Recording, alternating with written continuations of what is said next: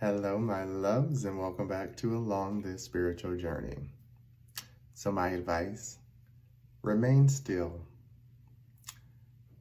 Remain still in who you are, no matter the turbulence created around you. The one thing that I have had to learn and swallow about my ego is that I cannot make everyone happy. As much as I've tried and wanted to and put my all into showing up for people. And I don't care how people say it, monetary does not make a difference to me. If someone is showing up consistently, making themselves available to you, you call, they show up, anything you need, vice versa, you keep those people close to your heart, okay? Because they'll do anything for you. And if they have the finances, they'll give back the same way. But don't put people down because they're not on some level with you, right? I have learned that true power, true leadership comes from understanding that what you do will not make sense to anyone. True leadership is not about yelling in someone's face and taking over and knowing you know better and knowing you know right. Like for me, I learned I was making a fool of myself back when I was younger because I was out there arguing with people, knowing good and well that I didn't have to, but I was so concerned by how they couldn't see how they were making other people feel around them. And they were choosing to continue to do it, even though other people were saying, this is how you're making these persons feel. And in their mind, they were just like, whatever, I'm going to do what I want because I'm the alpha, I'm the boss. And it's like, that is a subcultural stereotype, right? Who's ever the meanest or the roughest or the toughest, that's the leader of the pack, when genuinely it's the person who knows how to navigate all of those packs, right? That person who can fit into any group easily, right?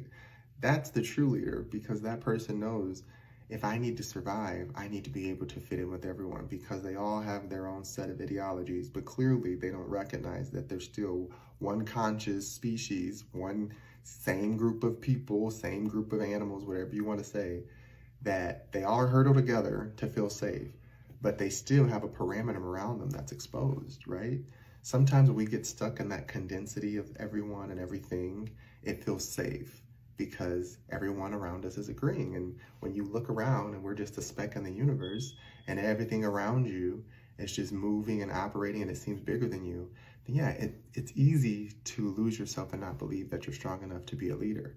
But a leader is literally staying silent and being still in who you are, even when you're by yourself, even when you're at groups of friends, even when you're in intimate situations with your partners, right?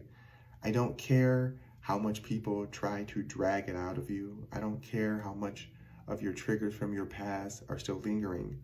You get to choose to go however you want in this universe with dignity, no matter what. And the one thing that I tell people that we have to remember is dignity is not a place of being conceited or over pridefulness. Dignity is saying, I deserve to be seen the way that I want to be seen without judgment, right? Without someone telling me I have to do it a certain way because how I do it doesn't make sense. If you're not hurting anyone or hurting anything, and you're really just focused on making yourself better, you're going to become a leader, right? Because someone's going to look up to you and be like, wow, they're not doing it like the rest of them. They're doing it differently. That inspires me. Maybe I can do it differently because how I feel, I don't want to be focused on what they're focused on. I want to grow and change and do this. And instantly now you have people saying, hey, I like what you do.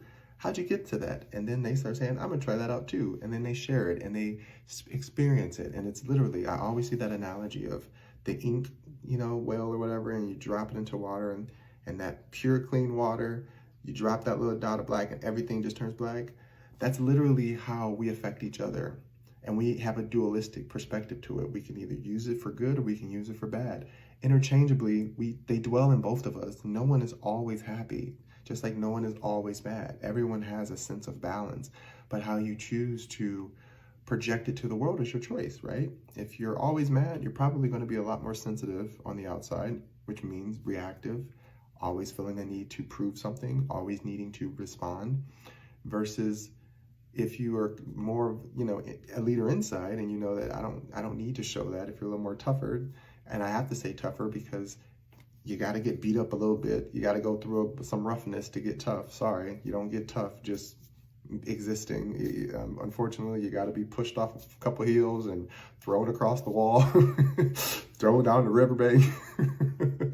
It all brings you back to creating this level of protection that protects your inner softness. True leadership sees this in everyone. It sees that everyone has this softness in them and it deserves to shine. It deserves to be acknowledged. It deserves to be grown, right? We have to remember that we are always going to feel like someone else has a better idea than us. Nothing wrong with that. Trust it. That's what intuition's for. But once we start noticing that it no longer resonates with us, we can walk away from it and still integrate parts of it that work, but then make something that works for you. And if that thing is new to everyone else and it doesn't make sense, but it's working, keep using it. Eventually it'll catch on. Till then, don't stress about it. Don't worry about what people are doing or saying. Don't be trying to catch up to them. Don't try to focus. Literally, it's been said millions of times before, but it's, again, I learned that each of us are a vessel. And how one of us said it, it makes sense. How another one says it, it might not make sense. It's just how the universe works through us, because each of us has, it's like, I always think it's like a level of, it's kind of like school, right? It's like a grade level. Once you pass a certain grade, you go on to the next grade, right? You make new friends, you get a new class, you get a new teacher, you learn all these things. And then when you take the time and really put the work into it, you learn it. And then you move on to the next class. That's all Ascension is. Like, I know a lot of people complicate it, but it really is just, it's a video game. You go to school, you go to a spiritual school where you keep learning. And if it's so frustrating, you drop the class and then you go out into the world and you're mad that the spiritual world still requires a certain level of learning from you. You got to go back and learn. It's as simple as that. I'm sorry. But if you start recognizing that, hey, I don't have to be the A student. I don't have to be a perfectionist, but I also don't need to be the D student where I'm just not trying, I'm just showing up.